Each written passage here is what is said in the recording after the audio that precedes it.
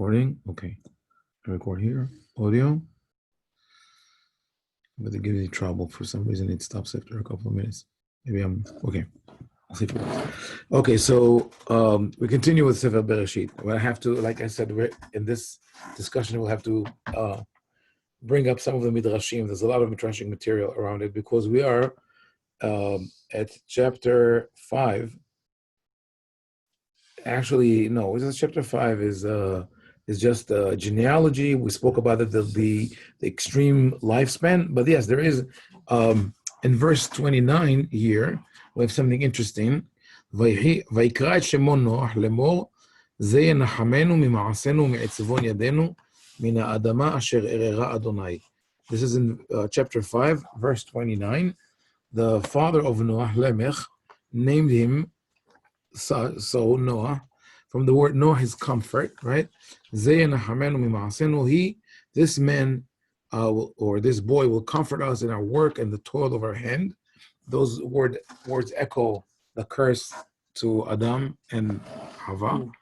Mina Adama sher Adonai, from the ground which was cursed by God, which is another cop out. Just humanity still blames God. They don't say from the curse that happened because of what we did, but rather God is to blame, right? Just like Cain blames God.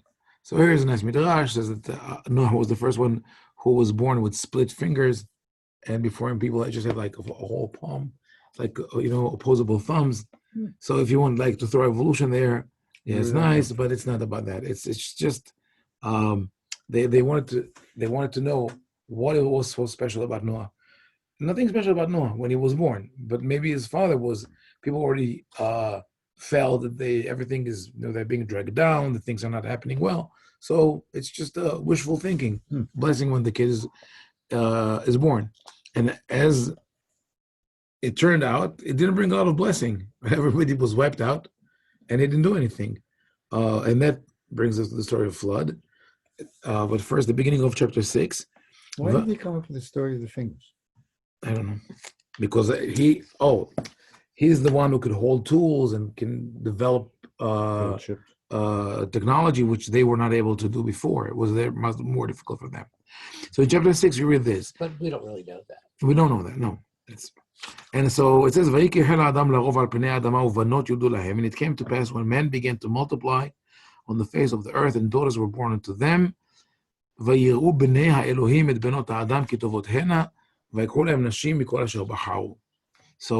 the translation that I have, which is the old JPS, the sons of God saw the daughters of men that they were fair, and they took them wives, whomsoever they chose. Art scroll.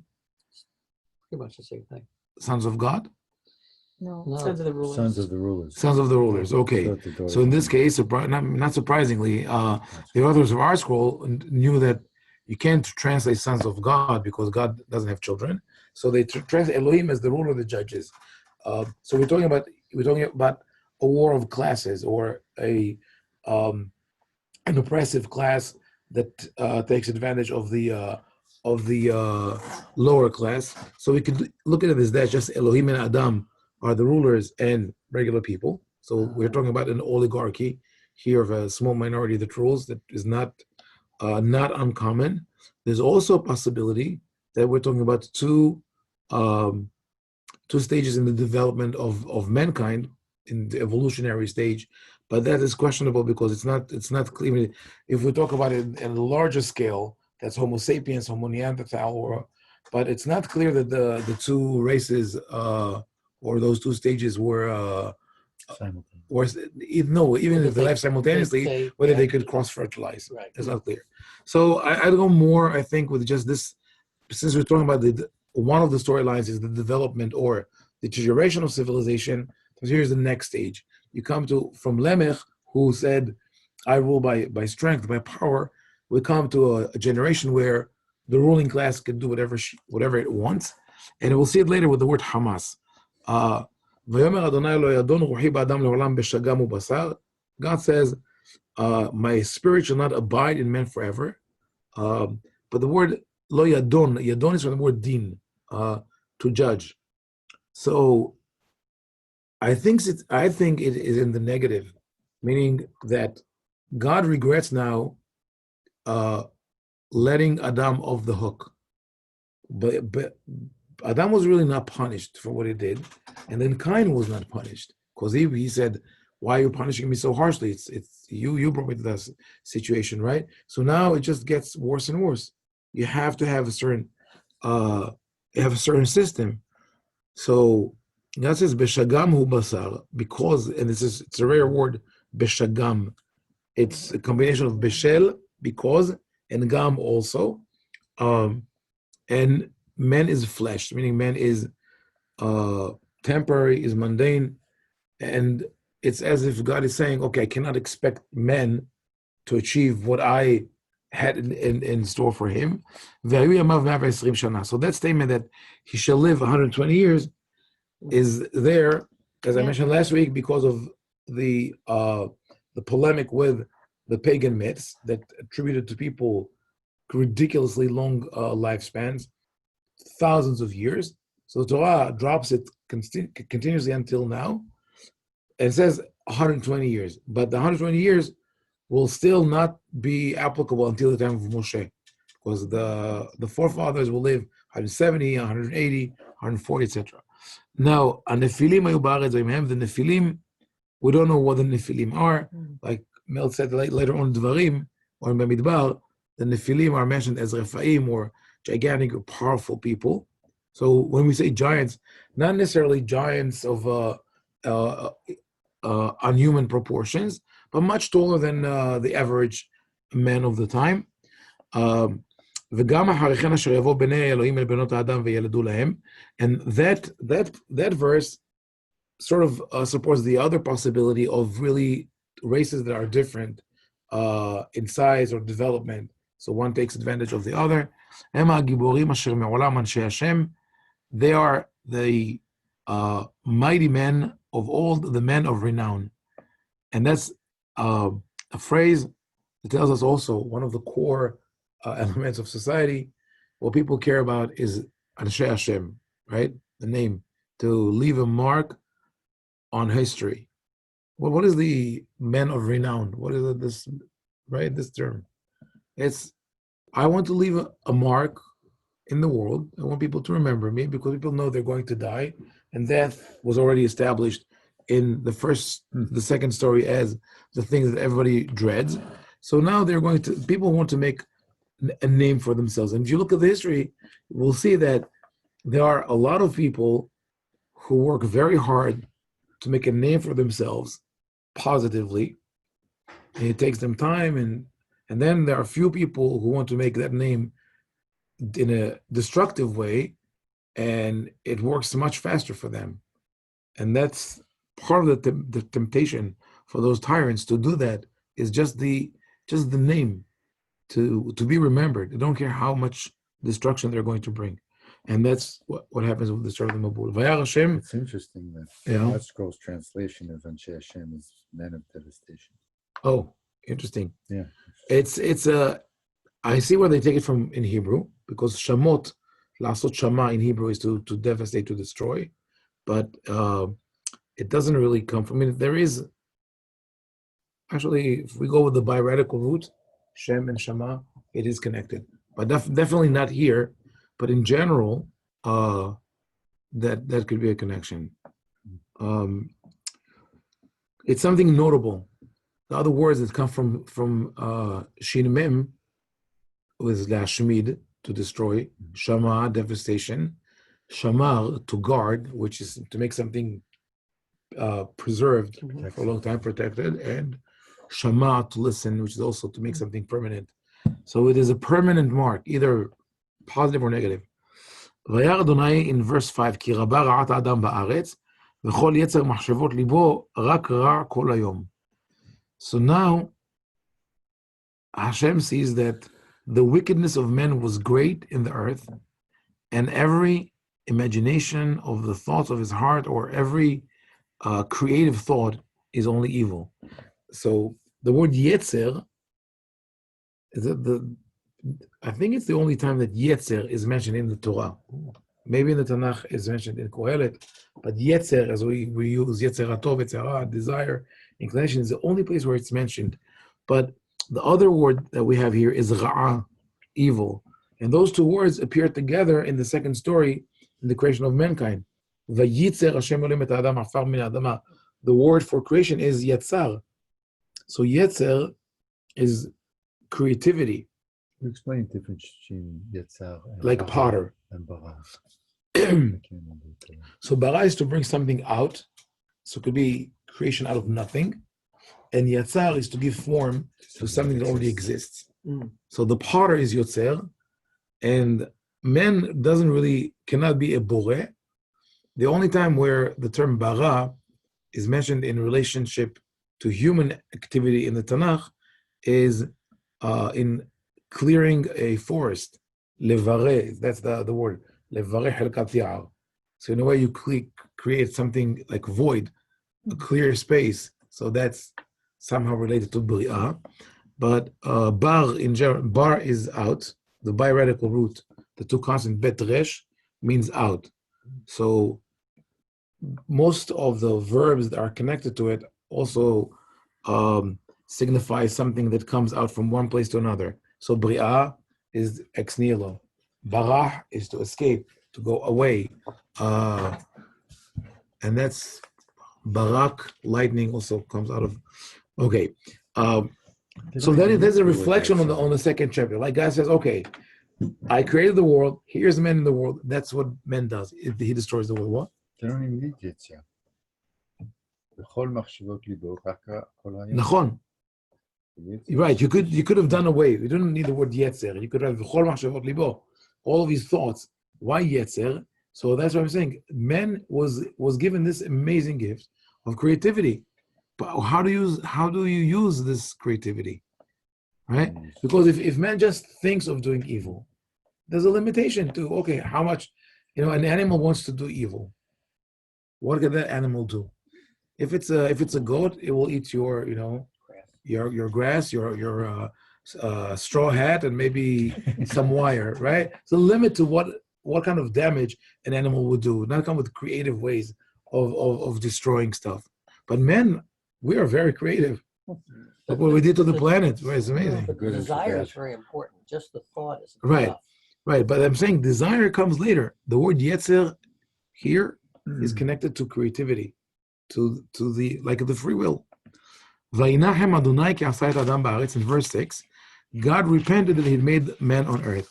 And the irony is that when Noah was born, his father said, he will be Menahem, right? He will give us comfort. Instead, God is the one who is Niham. The same exact, right, which in Nahem in Hebrew could either mean to have comfort or to regret.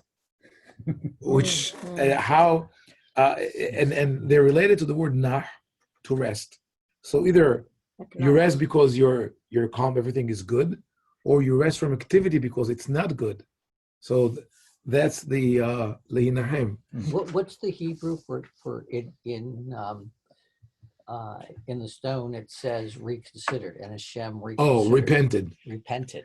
Here it's translated repented, and of course they wouldn't translate it this way because it's how can you say that God repented? But even reconsidered. What do you mean God reconsiders? Right. You're God. You know everything, right? This was going to happen. Right. So what does that mean? So again, second chapter. This is a second creation story. God is described in human terms. So God now functions in man's world. So he regrets, and it also vayit'atzev elibo.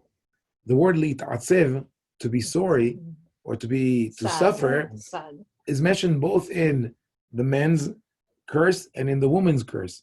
The man was told, "Bi'itzavon tochalena," you will eat the fruit of the land with sorrow, and the woman was told, "Bi'itzev tel dibanim." So now God, as if it were, is being trapped in the curse of humanity. He himself is in the state of Etzev. ויאמר אדוני אמחה את האדם אשר בראתי מעל האדמה, מעל פני האדמה, מאדם עד בהמה, עד רמס ועד עוף השמיים, כי ניחמתי כי עשיתים. So I'm going to wipe out men, and not only men, but animal, creeping things and foul because I regret making them.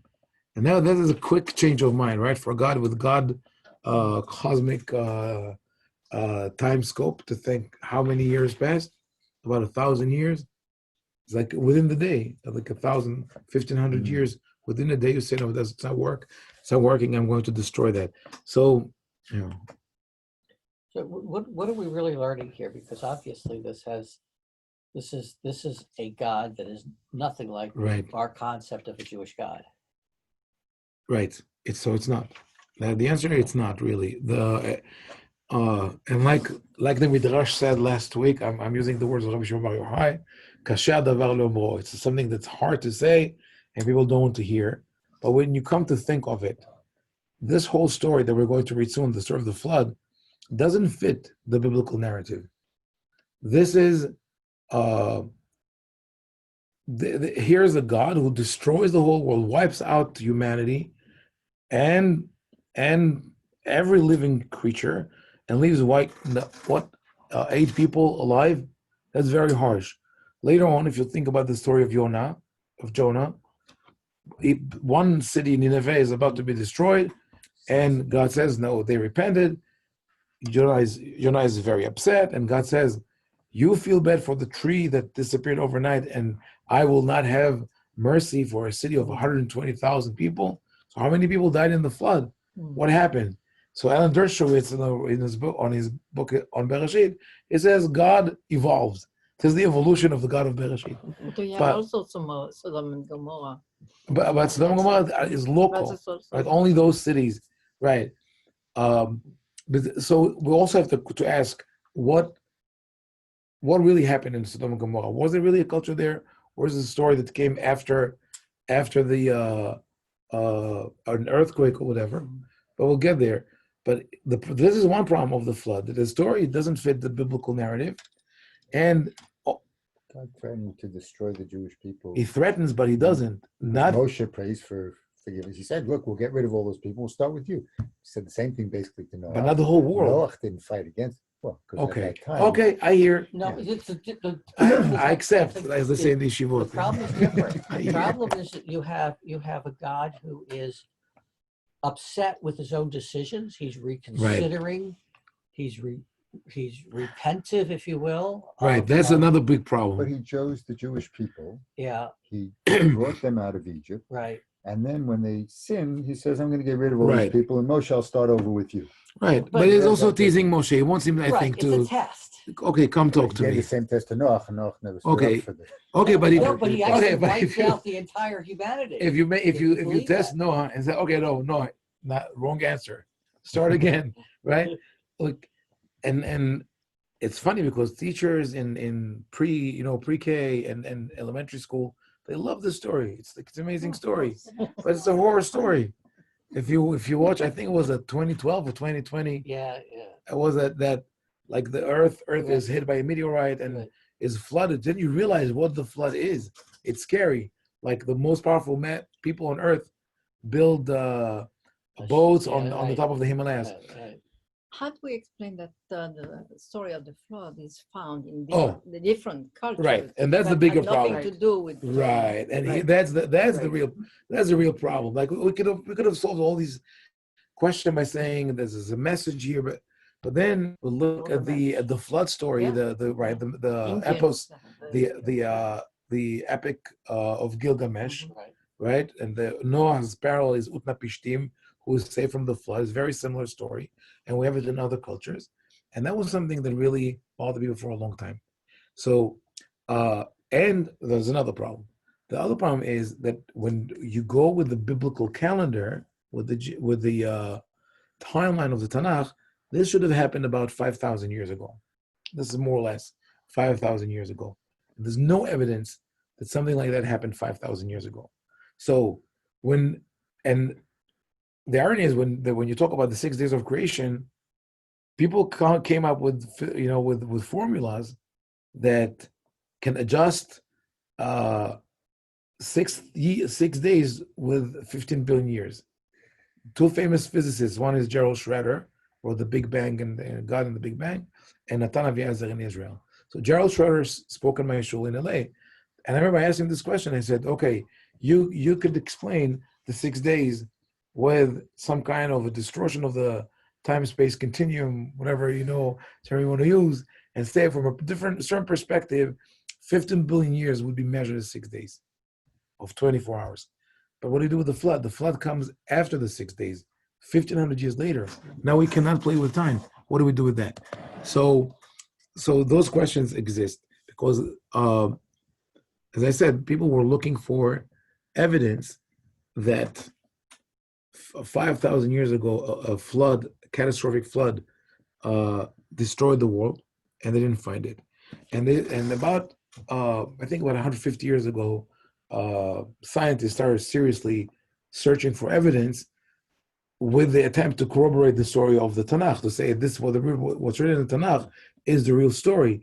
And they came up with more problems. They started with the strata of the different layers of in different places around the world, and they showed that in some places they're in one order, in other places they're in a different order. So here's a proof that the flood is there. And the debate is going on. And for some people, if you deny the flood, as you say the flood didn't happen as it is written in the Torah, this is already a good enough reason to crucify you, whether you're a Jew or not. A friend of mine who wrote once an article saying that the flood was only local and not global was at times horrible. And he said, but the Midrash says that Eretz Yisrael was not covered. How can Eretz Yisrael not be covered? You can't have like a pillar of air above Eretz Yisrael. It means it was anyway. But I'll cut to the chase. What I believe, I'll tell you, and you could do the research. There's a book called Noah's Flood, written by one is I think is no Beard. I'm not sure. Okay, I'll look it up. Read it a while ago. But anyway, the two people who wrote the book, one is a marine biologist, the other one is a geologist, and they went in a search really thoroughly after every piece of evidence that you could imagine, including one of the things that they looked at was sediments at the bottom of different lakes and oceans, because if there was a time when all the water in the world was connected through the flood, then you will have sweet water sediment in saltwater seas and oceans, and vice versa. They did not find that. They also looked at old myths, including the Iliad and the Odyssey and everything they could find. And they like one of the clues that they found in the Odyssey was that Jason and the Argonauts, went after the golden bow, floated up the river from the Bosphorus Straits against the current. So they went to Turkey and they spoke with the local fishermen, and it turned out that there is an undercurrent in the under the Bosphorus, an undercurrent that goes in an opposite direction to the regular current. Really? It goes upstream, but it's an undercurrent, and the fishermen still are aware of that. And when they want to go against the stream, they lower barrels, and the water push through the barrels. They become the propeller, right? So where did this stream come from? There's an ancient cataclysmic event that took place, which was the flood. But it didn't happen 5,000 years ago. It happened about 10,000 years ago. A little earlier, right? So what happened is this. This is the theory, with a lot of scientific evidence to support it. At that time, what we call the Black Sea was an empty crater. It was created by a meteor, and it was an empty crater, and it was connected through a very thin underground canyon or crevice to the Mediterranean. So you have a situation where the Mediterranean is full of water at sea level, and the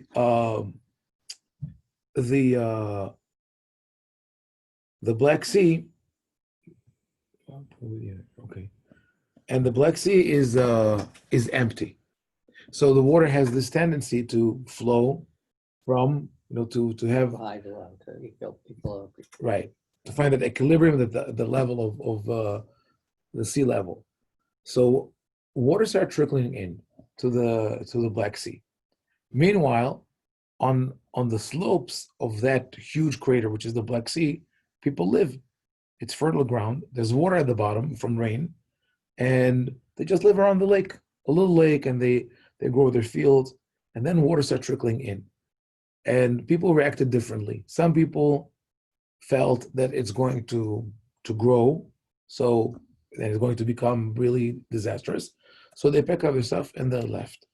And other people said nothing will happen and perished. And then in between were those who said something might happen, and in order to save ourselves, what we should do, we should build rafts.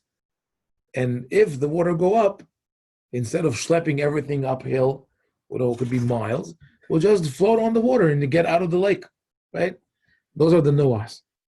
Those are the Noah and the Utnapishtim, because what we have in common here are people who had enough time to build a boat or a raft, and then they were able to save themselves and some animals. The only problem is that when the water came, when the whole Mediterranean pours into that Black Sea, and as a result, also torrential rains come, and that fits what the Torah says. נבקעו ארובות השמיים. No, ארובות השמיים נפתחו. First, the heavens opened up and rain started coming down, and then נבקעו מעיינות תהום רבה בארובות השמיים נפתחו. First, the water came from the abyss, from the ground, and then it started raining. Why did it start raining? Because all that water that comes in cools the atmosphere drastically, and then it starts raining.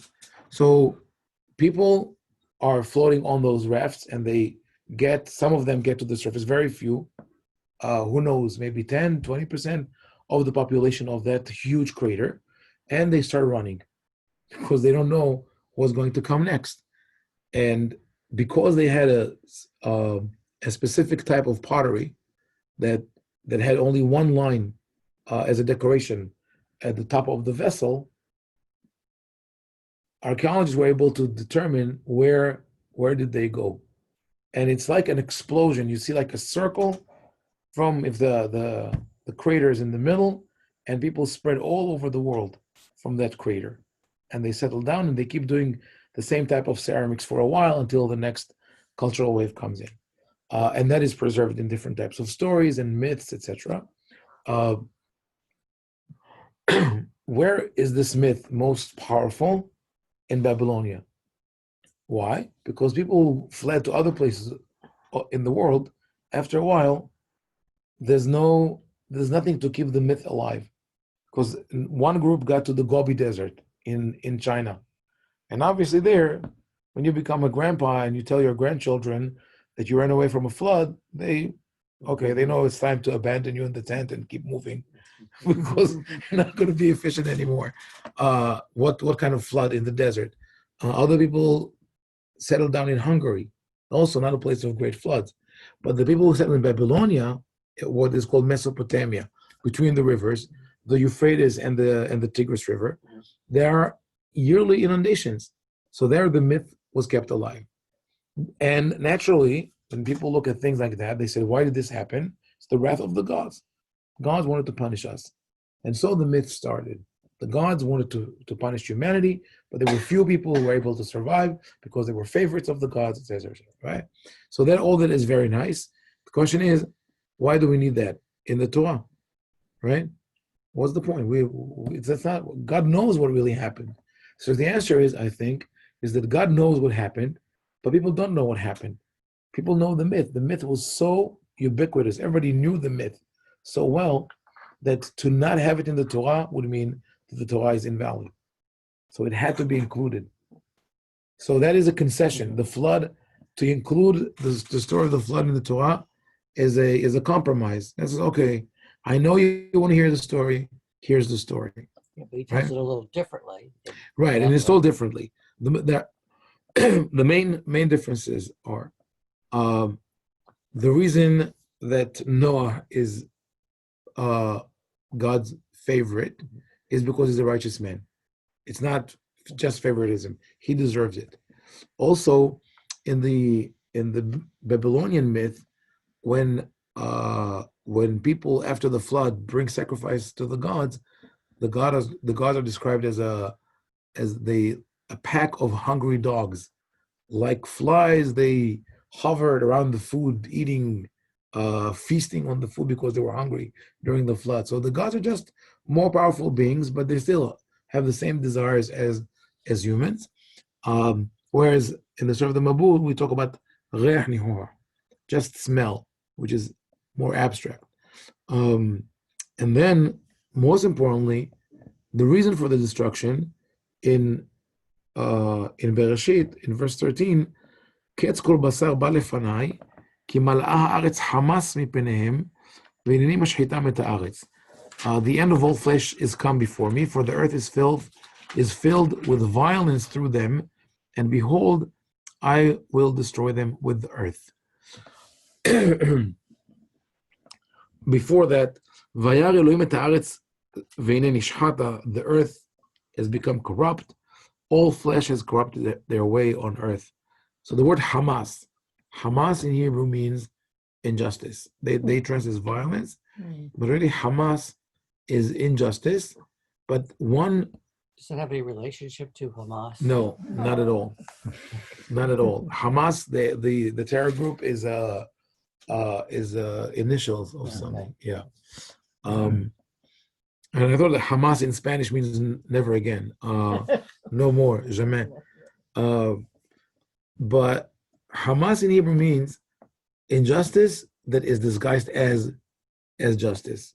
So like in a legal injustice, any tyranny, any like an example, like Nuremberg laws, those are Hamas. So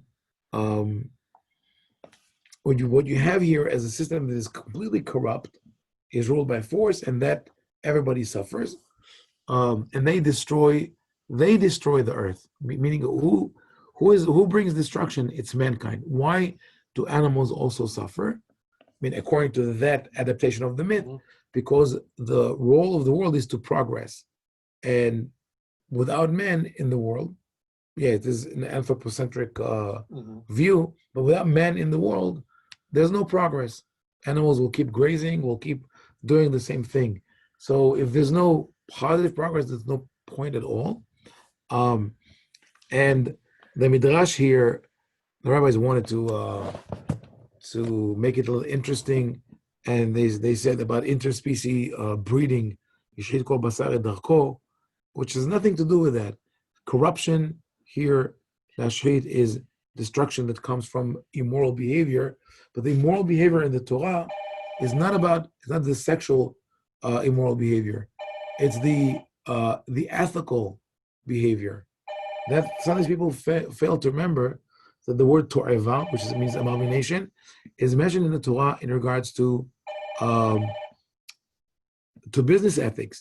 So it says you should not have in your house different weights, different measurements, because it is for God an abomination. An abomination means ethical. Ethical, yeah, it is unethical, and therefore is an abomination. Another twist is that if Hashem said, I'm going to give you this earth, and I'm going to give you responsibility for taking care of it and all the animals that are on it, and now he says, wait a second, you guys really messed up, you're corrupt.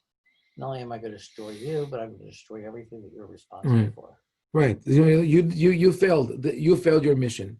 Right. But if it were a biblical story, God would come to Noah and say, I'm going to destroy them, and would give Noah time to talk. Or if Noah didn't respond right away, God would say, you have to say something. But because destruction already happened, it was a natural disaster because of that flooding of the Mediterranean into the Black Sea. And because the myth was already in place, the Torah only tweaks it and not completely ignores it. But I'm not going to go into the text. The biblical critics looked at the text and said that some things don't work together, the dates and the number of, but maybe that is a deliberate attempt to say don't take the story literally. We see this discrepancy with there 2 animals, 7 animals, etc. what is interesting is that Noah is being addressed, and God says, "I'm going to destroy everyone." Noah says nothing. Yeah. Right. And yeah, So- contrast with Abraham, that's Right, in contrast with Abraham. So that is addressed later on in the Tanakh, Mhm. in the book of Yehezkel. I can find it. Ezekiel. There you are. I think it's chapter 6. No. Was it?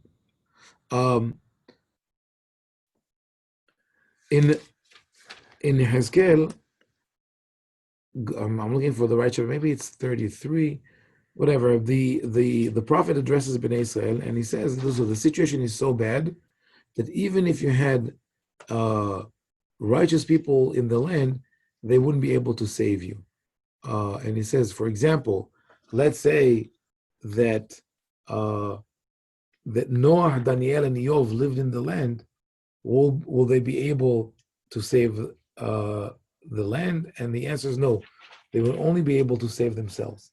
So Daniel, for some reason, is mentioned there, but Noah and Eov are mentioned as people who would only be able to save themselves.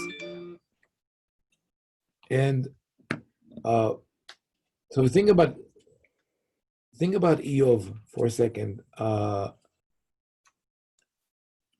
Eov, we know him as the tragic person who suffers. Yes, it's in Haskell 14. I thought it was in 13. Where is that? Something here. Ben Adam, Eretz kitachetali lim'ol ma'al, if a land sins against me, and I will destroy it and I will wipe out men and animal. והיו שלושת האנשים האלה בתוכה, and those three men would be in that land. Noah, Daniel, and Eov, they would save themselves. And if I bring wild animals, those three men would save themselves. Or sword, 4 times it mentioned different types of destruction. So Daniel maybe is mentioned because he was a contemporary of Yehezkel, people knew him. But Noah and Eov, I think, were picked because they are both the kind of selfish, righteous people. They only care about themselves. Noah didn't, but not only it's not just that they care about themselves. They don't influence even the people closest to them. Right. Interesting. Right. Noah, so where do we sit with Noah? With what happens after the flood. He comes out of the Teva, he gets drunk, and then the only time Ham, he speaks. what? That's the only time he's going to say something. Right. We don't hear any of it Right, only after the flood, right. until after. Now, he speaks after the flood. What happens to him? He comes out of the Teva and he's devastated. Look what happened. The whole, right? So he's focused on one thing, making wine. And it takes time. It takes a couple of years, right? That is his focus. Okay. He just wants to get drunk. Makes wine, gets drunk. Ham walks in on him, sees him naked, goes out and tells everybody, right? And the commentators freaked out with this. Like, what happened? Well, he just walked on him and and he's so upset and he curses him. So something must have happened. What happened? He violated him, he raped him, or he castrated him. Really? That doesn't work. We'll see the text. It doesn't work for a very simple reason. Because Torah praises Noah's other children for not doing that. What kind of praise is that? Ham raped him, but then Shem and Yefet came and covered him and they didn't rape him. Wow, beautiful, right? Or Ham castrated him and the 2 others came in and they can't castrate him, right? So, but that's wrong with the Midrash. You have to make something significant. It can't be just the Pshat, but it is the Pshat. It is exactly what's written. Noah is upset because Ham walks in and he sees him naked and he goes out and he makes fun of him. And Noah says, he's really not upset, I think, at Ham as much as he's upset at himself. Because what he realizes is that he is completely insensitive. He doesn't care about what happens to other people. He didn't care before the flood. And he was also sort of punished by God because God, instead of saving him, putting him on a mountaintop and giving him a little patch of heaven, that puts him in a teva on what you could call a cross-country trip with your wife, 3 children, 3 daughters-in-law. You can't get off the car. It's not. It's A ton of animals. That's a great miracle, And he has to be told to For feed which them you're gonna first. Yeah. Yeah. I wish I was outside. Yeah. Yeah. Right? So now he says, this is what Ham does after all this devastation, all this destruction. He doesn't have the minimal civility to respect me. I've completely failed. So he curses Ham's youngest son, Canaan. And by that, he says, like, I really want to curse myself, but I'm looking at my furthest descendant to curse. Eov, the same problem. Eov does everything right. And they have this debate. God tells Satan, you see, Eov is wonderful. And the Satan says, it's only because you protect him. But what Satan tries to say, God is the instigator, by the way. It's not Satan. We always think Satan comes and pushes Eov into the fire. No, it's God. God says, did you see Eov? Isn't he marvelous or amazing, right? What do you think of him? Of course, you'll hear criticism, right? But what Satan is saying is, Eov is doing all the right things for all the wrong reasons. He's not doing loving kindness or mercy or charity because he thinks it's right. He does it because you are more powerful. You're God, and you told him to do that. And if he doesn't do that, you'll smite him. And Eov says it during his debate, which you really go and look thoroughly at what Job says. At one point, he says, "Lu yesh muchiach benenu, yeshet yado al shtenu." Says, I wish we had an arbitrator, a judge, who's more powerful than both of us, and then I would be able to talk to God face to face. Or in other words, says, oh, because you're more powerful, I have to listen to you, right? So Eov did it only superficially, and because of that, he wasn't able to influence his family. And the proof is that when he is afflicted, his wife says, Barech Elohim v'mut. Okay, curse God already, and he'll kill you. He always tried to avoid that, but she says, the world is cruel. There's no justice. There's no divine justice. You were born against your will, and God can do with you whatever he wants. So just accept it. Curse God, and he'll kill you. Just commit suicide. And he's shocked. Part of his shock is like, okay, no influence. He is isolated. So that's the story of Noah. And that's why when you said that he's juxtaposed to Abraham, the real difference between Noah and Abraham is their ability to influence the next generation. Because Abraham, when we find the reason for Abraham's selection or being chosen, God says, that's in chapter 18, verse 19. God says, I chose him because he is going to educate his children. Or in other words, God says, okay, let's rewind. We're going to restart humanity. Instead of picking the person that happens to be better than others, I want someone who can develop good values and pass them on to the next generation. And that's Abraham.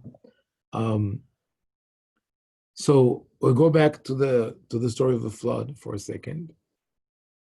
Like slaughtering your son. I mean, like Akedah Yitzchak. I mean, yeah. Abraham is not perfect. Yeah, it's definitely not perfect. Abraham has to learn also, and in my opinion, the Akedah is a story of failure. But Abraham did not pass the test. Abraham should have said, "No way, no way," and it would say, "Take my life."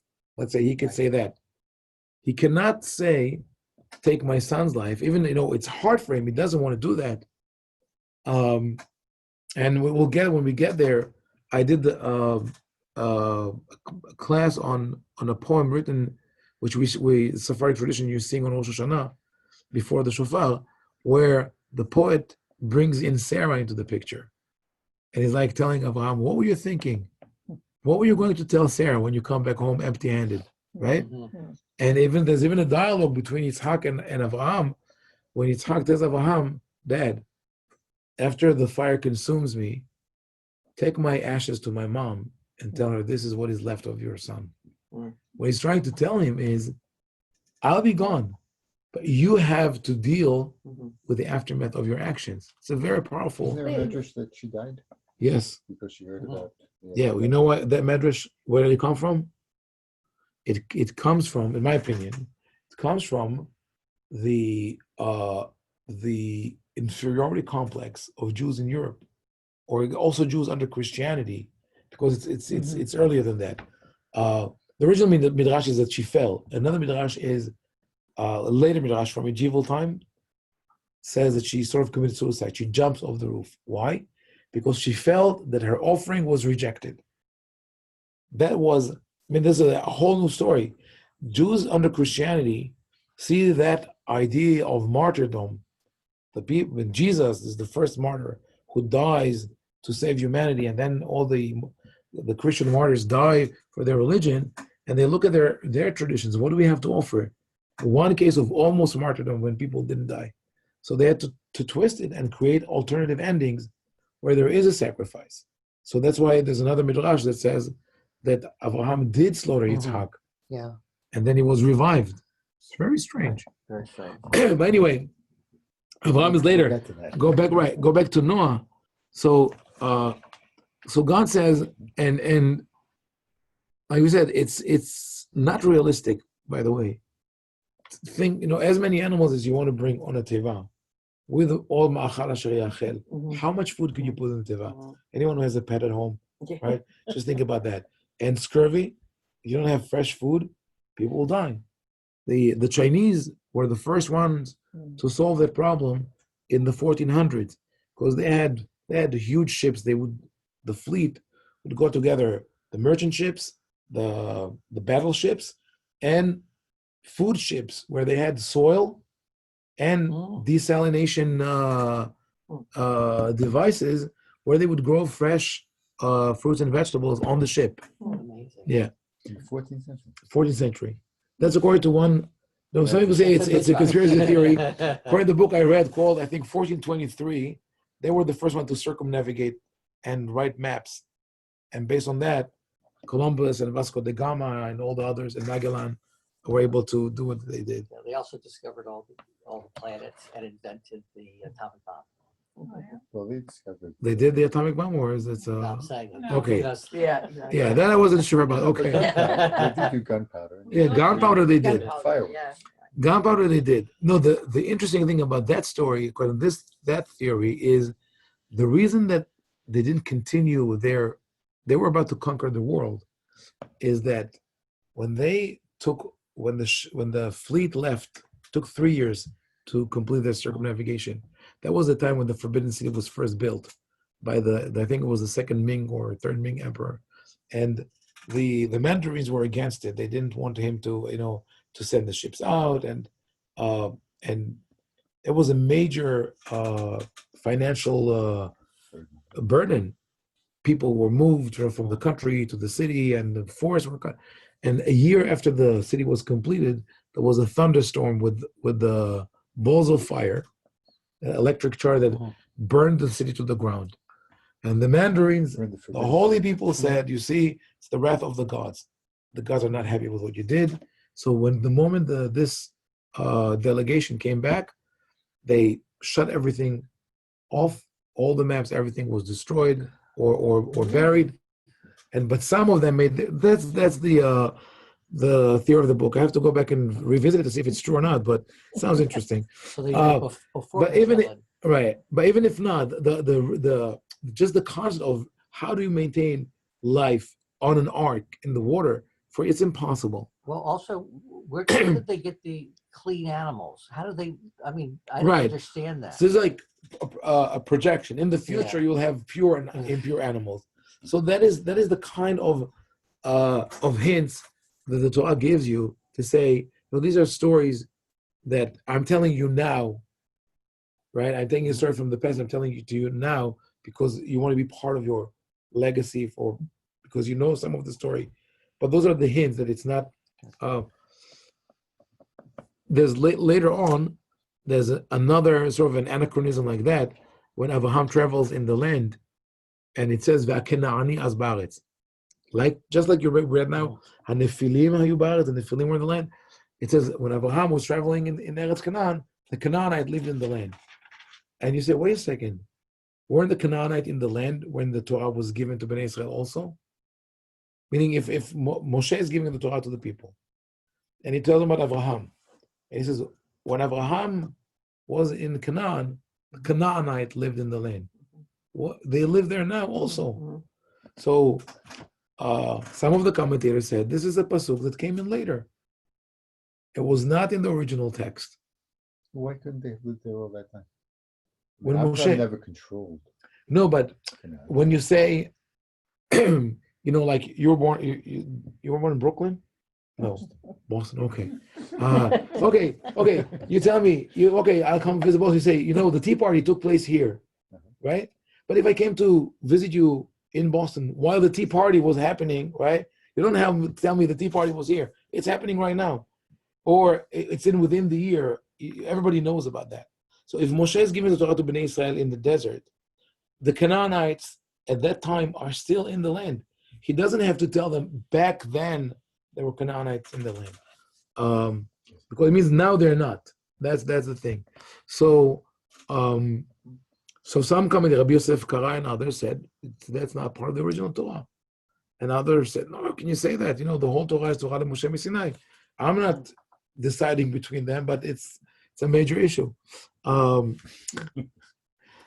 So they all come to the Teva. It says in one place 2 animals, in another place 7 animals. I'm not sure that I really know why we have 2 in one place and 7 in another place. I think I once said it's that. the 7 clean animals, 2 of all the others. Yeah, but then in another place it says that everyone come in 7 and 2. And then there's another biblical critics say that the raven and the dove are 2 different stories, because it's not clear. The raven comes and comes back. So I don't really have an explanation for all these details. Other than that, maybe just really the symbolic images that we have of the raven and the dove. Even before, it's not, regardless of the flood. One is of an evil thief, or what's called Rossini's opera is called the magpie, the thief, whatever. So it has this imagery, right, of nobody likes when too many ravens are sitting around our house. Doves, we're happy. And interesting that in verse 9 of chapter 8, Velo matzah Yonah manoach lechaf ragla. Same word as nihamti zeyenachamenu, Noach, that the dove cannot find a place to rest. And then the dove comes back with an olive leaf, and then he knows that it's time. Finally, he gets out. And when he gets out, we have this. He brings a sacrifice, and God has this reaction. Lo osif lekalel od et ha'adama ba'avur ha'adam, ki yetzer lev ha'adam ra min orav. In verse 21, it's sort of the closure of Noah's story, one phase. Because when he was born, people said he will bring comfort from the land that was cursed by God. And God's response is now, I will not curse the land because of man, because man is evil. So God says, don't blame me. You are the ones who caused this devastation. And then I will not. God is so aware of what he did. In a way, yes. God reacts in a human way. And he promises that the seasons, the day and night, will all function normally. But it's not correct, because in the story of Abraham and the Sodom and Gomorrah, he wanted to kill them. Right, but not Kol Hai, not the whole world. Not Kol Hai. Right. So next time we'll talk about several things that happened after the flood, but the bracha is first, just to touch upon it, in the beginning of chapter 9. First, they're being blessed of Pu'urvu, like a reiteration of the bracha to Adam. Second, they're being allowed to eat meat. Up until now, they were vegetarians. Now they can eat meat.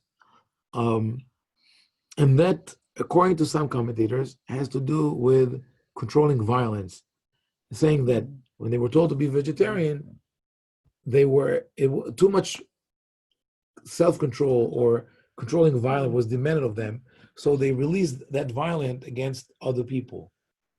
Really? Yeah. If you become Like more violent. like PETA, you know? Mhm. Something's like we care about animals, but it's okay It's to like being attack. too strict is not healthy. Yeah. Too strict is unhealthy. Or also, no, as humans, you have a certain amount of violence that you need to channel. Mhm. But the ideal, this Rav Kook says, ideal state of humanity is to be vegetarian. Mhm. Yeah. So according to that, maybe the Impossible Burger is the Beyond meat. the Yeah. The next stage. Beyond Meat. Beyond Meat is the harbinger of the coming It's of not Mashiach. beyond meat. Oh, Yeah. Did you try it? It's good. It's delicious. Yeah. Okay. Yes. Where did Wow. Yeah. Okay. Not so The much. Impossible Burger. You gotta try it. Okay. Beyond meat. I had both. Yeah. Okay. We'll talk later. Okay. We'll talk about that. And then, but with that, on one hand, they're being allowed to eat meat. At the same, in the same word, basar benafshot damo lo tochelu. Do not eat blood. Blood. So control violence. I think that is similar to lo tevashel gedi b'chalev imo. The prohibition of meat and dairy. We understand that gedi b'chalev imo, a kid in its mother's milk, refers to all meat and all milk.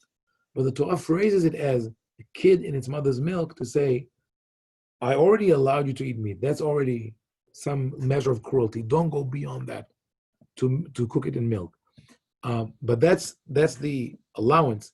Then in verse 5 it says, I will demand your blood even from animals, which is interesting because really most animals do not attack humans unless they are threatened. I think only the We're very hungry. or even very hungry, only tigers would do that. I think Bengal tiger, not even all tigers. But most animals do not attack humans or hunt humans. They do not hunt humans regularly. But the next paragraph, Miyada Adam, Miyad Yishahev V'dorosh Nefesh Adam, I would demand your soul from each other. Miyad Yishahev, a man and his brother, that's Cain and Hevel. That is God's regret. I should have punished Cain, because when he was let off the hook, people said it's okay, we can get away with it. And that's where the Torah establishes judicial system.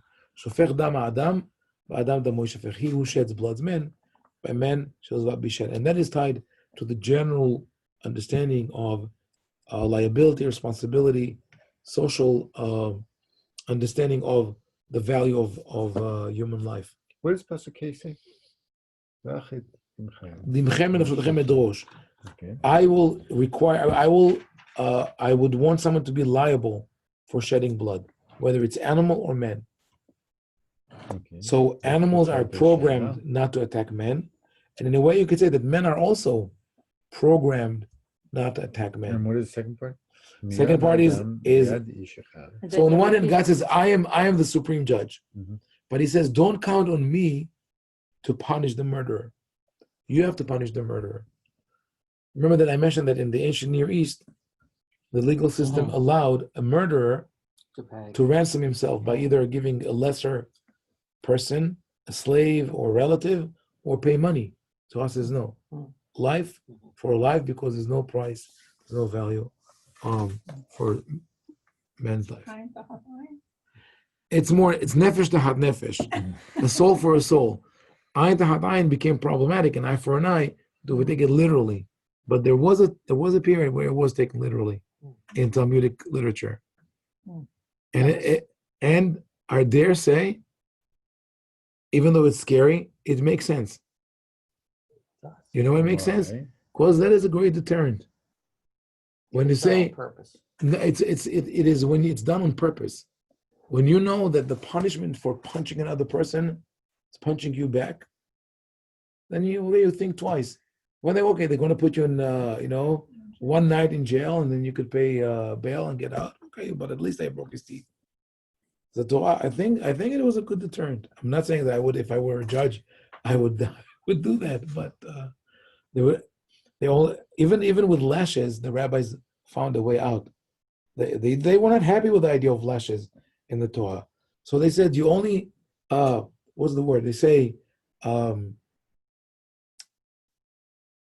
you only appoint as the whipper, what is the word? The flagellator? The one who whips the accused. Someone who has strong mind and weak arms. He said that. But isn't Okay. it the person who accused who has to do the whipping? No. If There's a the accuser, the witness, has to throw the stone, the first stone. Yeah. Okay, we'll go back to it next week, B'ezras Hashem. and then it finishes. And finishes with Puruvu. Puruvu, yeah. Again, Right. it's a second Yeah. time it says Maybe he after the says. flood. So don't think that if taking human life is so the punishment is so severe, maybe it's better not to have children. That's another way to avoid that. He says no, have children. Increase. I think maybe. Okay, we'll go back to it next week. B'ezras Hashem. Okay. We'll stop here. Thank Yes, you. Shabbat to you. So it turns out